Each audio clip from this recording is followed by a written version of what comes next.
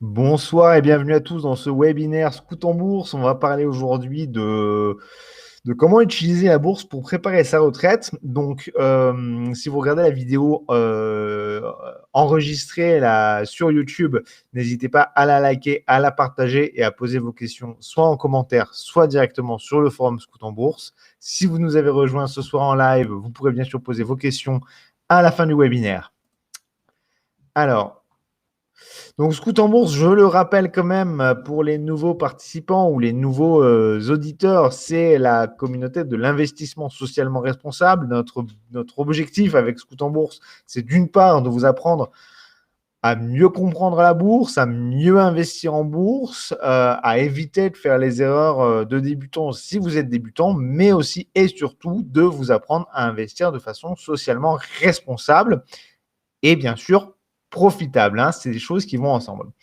Alors, aujourd'hui, on va parler d'un sujet bien particulier, donc la bourse pour préparer sa retraite. Alors que c'est vrai qu'en règle générale, quand on parle de bourse, pour beaucoup de Français, c'est associé plus à quelque chose qui est plus proche du jeu que de l'investissement. Quand on va vouloir investir, on va plus se rediriger vers de l'assurance vie, du livret A, de l'immobilier, ce genre de choses.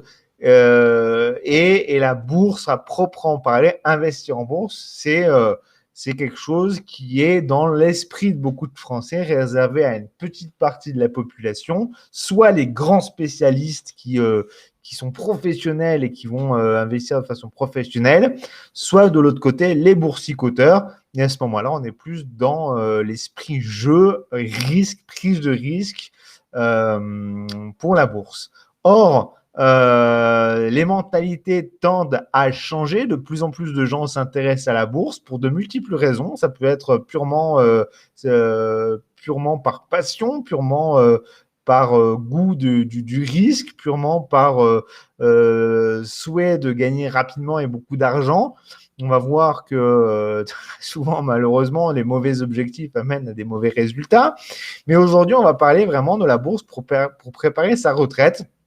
Alors, euh, bien sûr, vous avez, quand vous travaillez, que ce soit en France ou dans d'autres pays, des systèmes de retraite qui sont en place. Là n'est pas la question de savoir est-ce que ces systèmes de retraite vont durer dans le temps ou pas. On peut émettre des hypothèses. On peut se dire que les systèmes de retraite, peut-être que dans un futur plus ou moins proche, vont être amenés à disparaître ou à changer. Là n'est pas le débat de ce soir. Le débat de ce soir, c'est en tout cas de son côté, de façon complètement indépendante de ce qui peut être proposé de façon automatique, on va dire, ou de ce qui est proposé par les États ou par les gouvernements, d'aller soi-même se préparer, soit pour être complètement indépendant des systèmes de retraite et à ce moment-là se constituer soi-même sa propre retraite, soit pour la préparer de façon à ce qu'elle soit meilleure ou qu'elle soit prise plus tôt ou ce genre de choses. Donc en France, ça peut paraître assez étrange de parler de bourse et de retraite parce qu'effectivement, il y a cette notion de bourse, de boursicoteur, de joueur en bourse qui n'est pas cohérente avec le fait d'aller préparer sa retraite, qui est quelque chose qu'on doit prendre au sérieux et qui est quelque chose sur lequel on recherche un maximum de sécurité. Mais il faut savoir que dans bien des pays, les fonds de pension investissent l'argent des retraites en bourse, mais on va voir qu'ils le font d'une manière bien précise et qu'ils ne font pas n'importe quoi, bien sûr. Alors, la première chose, le premier conseil que j'ai envie de vous donner ce soir, c'est que si jamais vous décidez d'utiliser la bourse pour préparer votre retraite, le premier conseil, c'est que vous n'avez rien à prouver à personne. Donc, il n'y a pas de honte, si vous voulez, à dire, moi, je ne connais pas la bourse, je ne suis pas un spécialiste, et pour le coup, décider d'aller demander l'aide de spécialistes, voire même confier totalement son argent à des spécialistes. Et nous, sur la chaîne YouTube de Scout en Bourse, vous pourrez retrouver des vidéos. On a fait des interviews. Je pense notamment à Ismo, à Nalo, à Goodvest, qui sont des sociétés qui proposent des services qui permettent justement, de façon échelonnée dans le temps, en fonction de votre budget, en fonction de votre profil, en fonction de l'âge auquel vous souhaitez prendre votre retraite, qui vont vous aider à investir de manière intelligente, raisonnée, de manière stratégique. Donc, il n'y a pas de honte à se dire moi, je préfère, pour ce point très important qu'est la préparation de ma retraite, aller m'adresser à des sociétés qui vont le faire à ma place. Donc ça, je tiens à le préciser, c'est très important. Il n'y a aucune gloire à retirer de se dire, moi, j'ai constitué mon patrimoine tout seul en bourse, s'il y a des professionnels qui peuvent le faire à votre place. Donc, c'est pour ça aussi que j'avais interviewé ces sociétés-là sur notre chaîne YouTube. Donc, Ismo, vous allez pouvoir voir leurs vidéos. Je vous invite d'ailleurs à la regarder. Qui a un concept très intéressant. Nalo et Goodvest, qui sont des concepts un petit peu plus traditionnels, mais qui offrent quand même une approche qui permet de se constituer un capital pour la retraite. Donc voilà, aucune honte à se dire je préfère le confier à des professionnels. Maintenant, si vous voulez le faire vous-même, gardez bien à l'esprit, et ça je l'ai déjà dit dans plusieurs vidéos, c'est que personne ne connaît l'avenir. Donc en fait, on va essayer de construire son capital en bourse en prenant comme règle de base, c'est que personne ne connaît l'avenir. Donc, on va pas investir, par exemple, toutes ces économies à un moment précis ou autre. Et on va faire ce que j'avais expliqué dans une stratégie et qui convient parfaitement au fait de pouvoir se constituer un capital pour la retraite, c'est-à-dire investir de façon échelonnée. C'est-à-dire que plutôt qu'investir quand on reçoit un bonus ou quand on reçoit une prime de son employeur et qu'on se dit, tiens, là, j'ai un petit peu plus d'argent à investir pour mon futur, bah, plutôt que tout investir à un moment donné, investir de façon échelonnée dans le temps, 100, 200 euros par mois, par exemple. Et c'est d'ailleurs, si on revient sur les entreprises qui vont le faire à votre place, c'est d'ailleurs ce qu'ils font. Hein, ils vont investir de façon échelonnée. Après, vous pouvez le faire vous-même de votre côté. Donc, gardez bien à l'esprit que personne ne connaît l'avenir. Donc, quand on choisit des actions, alors bien sûr, quand on va investir pour préparer sa retraite, donc pour du très long terme, il va falloir bien sélectionner les actions dans lesquelles on va investir. Donc, bien sûr, on va éviter tout ce qui est hautement spéculatif, on va éviter tout ce qui est start-up, on va probablement éviter tout ce qui est introduction en bourse, on va éviter tout ce qui est entre guillemets hasardeuse, c'est-à-dire sur lequel il y a vraiment peut-être beaucoup d'argent à se faire, peut-être beaucoup d'argent à gagner, mais un gros risque. On va plutôt se rediriger vers des sociétés, un peu comme ce que fait Warren Buffett, hein, un investisseur qui est connu pour être un investisseur à succès depuis des décennies, se rediriger vers des sociétés dont probablement elles existeront encore dans 20, 30, 40 ans. Donc, je pense notamment à Coca-Cola, je pense notamment à McDonald's, je pense notamment à EDF, je pense notamment à Air Liquide, voilà, je pense notamment à Danone, je pense notamment à ce genre de société. Alors, on n'est pas à l'abri que dans les 10, 20, parce que c'est plus on regarde sur un horizon de temps long, hein, plus ça devient difficile d'anticiper les choses. Moi, si vous me dites dans 2 mois, est-ce que Danone existe encore, je suis quasiment sûr que oui. Je peux mettre ma main coupée, je peux mettre presque ma vie en jeu. Dans 2 mois, il y a très peu de il y a très faible chance que Danone disparaisse. Donc oui, je vous dirais, dans 2 mois, Danone disparaîtra. Dans 2 ans, à 99%, je ne pense pas que Danone va disparaître. À 20 ans, c'est plus difficile. À 40 ans, c'est encore plus difficile.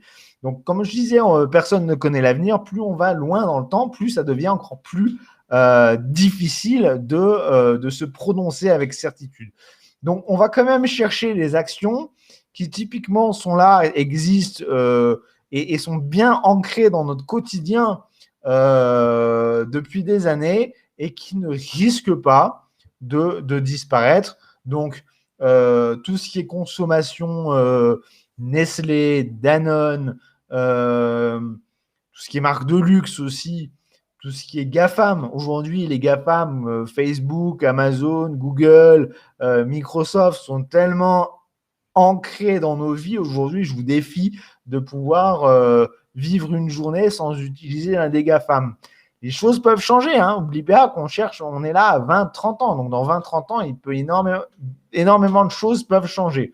Donc, on aura bien sûr la capacité aussi de s'adapter au fur et à mesure, mais on va quand même chercher à investir dans des actions qui ne risquent pas de disparaître d'ici les prochaines années. Donc, l'idéal, c'est tout ce qui est Coca-Cola, McDonald's, Danone, Nestlé, tout ce qui est bien, en fait, vraiment de consommation quotidienne. En général, on a peu de chances que ça disparaisse. Voilà. On peut aussi, si on n'a aucune idée du choix des actions dans lesquelles on veut investir, pareil, on revient à ce que je disais tout au début, absolument pas de honte à vouloir prouver quoi que ce soit. On n'est pas là pour prouver qu'on est un bon stock picker, c'est-à-dire un bon quelqu'un qui va faire un super portefeuille. Vous n'avez rien à prouver à personne, vous êtes là pour constituer votre retraite. Donc, si vous ne savez pas dans quelle action investir, bah, vous pouvez très bien choisir des ETF qui sont investis dans des indices, donc le CAC 40, le DAX, le S&P 500 par exemple. Donc ça peut être aussi une alternative. Je ne sais pas trop dans quoi investir. Je vais investir dans des indices boursiers. À ce moment-là, les indices boursiers, la composition de l'indice boursier, au fur et à mesure du temps, elle est réallouée et elle suit les tendances du marché en termes de capitalisation. Donc comme ça, on peut avoir une alternative qui ne nous oblige pas à avoir besoin de choisir certaines actions. Et si vraiment vous n'avez absolument pas du tout envie de vous positionner, moi je ne sais pas si les États-Unis dans les 10 ou 30, 20, 30 prochaines années vont avoir plus de succès que le CAC 40, par exemple, à ce moment-là, vous avez même des ETF qu'on appelle MSCI World, donc des ETF qui sont investis en global dans l'économie. Alors, ça n'a pas beaucoup de volatilité, c'est pas des ETF qui vont développer, qui vont donner beaucoup de rendement, mais c'est des ETF qui ont l'avantage d'être stables, voilà, et de délivrer des rendements stables. Alors, qu'est-ce qu'on va chercher à faire quand on investit en bourse comme ça pour préparer sa retraite? En fait, c'est l'accumulation. Donc, on cherche à accumuler. Donc, on cherche à en avoir le plus possible de telle sorte d'avoir un pécule à la fin, arriver à sa retraite, un capital qui va nous permettre soit d'acheter des biens immobiliers, soit de vivre sa retraite confortablement. Donc, l'accumulation, c'est quoi? L'accumulation, c'est un petit peu le même esprit qu'un collectionneur, c'est-à-dire que vous avez votre portefeuille d'actions. Imaginez, alors c'est peut-être un mauvais exemple, mais bon, vous êtes un collectionneur d'actions et vous souhaitez en accumuler, en avoir le plus possible et toujours en gardant cette accumulation au fil du temps. Rien ne sert de faire un all-in. Par exemple, je donnais tout à l'heure l'exemple de quelqu'un qui aurait un bonus ou une prime de fin d'année. Ça peut être aussi quelqu'un qui a un héritage. Beaucoup de gens constituent leur patrimoine à travers l'héritage. Donc, ce n'est pas parce que vous recevez un héritage à un moment donné, un héritage qui va peut-être vous donner un certain confort pour votre avenir, qu'il va falloir tout investir tout de suite en bourse au moment où vous recevez cet héritage. Il va falloir l'étaler, l'accumuler dans le temps. Et qui dit accumulation dit dividende. Alors, qu'est-ce qu'on va faire quand on va recevoir les dividendes? Alors ça, c'est important parce que quand on investit surtout dans les actions, on va recevoir à intervalles réguliers des dividendes. Et bien, en fait, quand on investit donc pour sa retraite, en général, c'est un investissement long terme, à moins qu'on soit déjà très avancé dans l'âge, mais en général, c'est un investissement long terme. D'ailleurs, le temps va jouer en notre faveur à ce moment-là. Il faut absolument réinvestir les dividendes. Alors, vous avez des applications d'investissement ou des courtiers qui proposent automatiquement réinvestir les dividendes. Moi, j'utilise Trading 212 qui me permet de créer des portefeuilles dans lesquels les dividendes sont automatiquement réinvestis. Ça va jouer sur l'effet d'accumulation. Il faut absolument réinvestir ces dividendes, il faut absolument accumuler. Et de cette sorte, l'effet composé, donc l'effet composé du rendement, va jouer en notre faveur et la croissance de notre portefeuille sera exponentielle et on va profiter de cet effet d'accumulation. Donc les dividendes, il faut les réinvestir. C'est très important. Alors après, si vous investissez sur des ETF, vous avez des ETF dans lesquels les dividendes sont automatiquement réinvestis. À ce moment-là, vous n'avez pas à vous soucier de cette problématique. Mais voilà, gardez en tête que si vous avez à investir entre deux ETF, investissez dans un ETF dans lequel les dividendes sont réinvestis. Ça vous évitera d'avoir besoin de le faire. C'est un souci en moins, c'est une chose en moins à gérer. Et si votre courtier, dans son application de mobile ou sur sa plateforme, vous permet de réinvestir automatiquement les dividendes, faites-le. C'est de cette manière que vous allez pouvoir accumuler et vraiment profiter de l'effet temps qui joue en votre faveur. Parce que plus on a de temps, plus la valeur temps est vraiment en notre faveur dans ce genre de scénario. Alors par contre, ce n'est pas pour autant qu'il faut nécessairement investir sur les actions qui distribuent un fort dividende, parce que le dividende, comme vous le savez, il est détaché de la valeur de l'action. Donc parfois, il y a des sociétés qui délivrent des très forts dividendes, mais qui ne sont pas forcément des actions qui sont en croissance, qui ne sont pas forcément des actions dont la valeur va correctement augmenter. À ce moment-là, ce n'est pas vraiment intéressant. Pour l'investisseur à long terme, il faut trouver le juste milieu entre une action qui va quand même délivrer de la performance sur le prix de la performance en termes de dividendes. Voilà. Voilà pour ce soir. C'était juste une brève introduction. Moi, ce que je vous conseille, et c'est vraiment le meilleur conseil que je puisse vous donner, c'est que vous pouvez scinder les choses en deux. C'est-à-dire, comme je vous le dis, vous pouvez très bien confier une partie de votre argent, se dire par exemple avec Ismo, Nalo ou Goodvest, de dire voilà, moi je mets par exemple 1000 € de départ et après 50 ou 100 € par mois dans un système qui va me délivrer finalement une solution adaptée à mes besoins sur mesure, mais gérée par des professionnels. Et à côté, je mets par exemple 200 € sur Trading 212 et 20 € par mois. Et là, je le gère moi-même. D'avoir les deux portefeuilles, un portefeuille plus important géré par des professionnels, un autre portefeuille moins important géré par vous-même, pour le plaisir essentiellement, mais qui va vous permettre d'avoir quand même cet effet d'accumulation et au fil du temps qui constituera un petit pécule pour la retraite. Bien sûr, quand il s'agit de préparer sa retraite, plus on s'y prend jeune, mieux c'est. Bien sûr, et ça, si vous avez 20 ans, même 18 ans, gardez-le en tête. Je sais, moi, j'ai eu 20 ans aussi. À 20 ans, on parlait de la retraite, je m'en fichais. Ce n'était pas du tout mon problème du moment. Mais pourtant, aujourd'hui, j'aurais peut-être le double, voire le triple sur mes comptes titres que ce que j'ai aujourd'hui si je m'y étais pris plus tôt. Donc, le temps joue vraiment en votre faveur. Donc, commencez à y penser vraiment très tôt. Et aussi, il y a un autre facteur, et ça, ceux qui vont gérer de façon professionnelle vos comptes, là, comme ici, je vous le disais, les entreprises que j'ai interviewées, je vous invite vraiment à aller regarder ce qu'ils expliquent, parce que ça peut aussi vous donner des idées pour vous-même gérer vous-même votre portefeuille pour préparer votre retraite.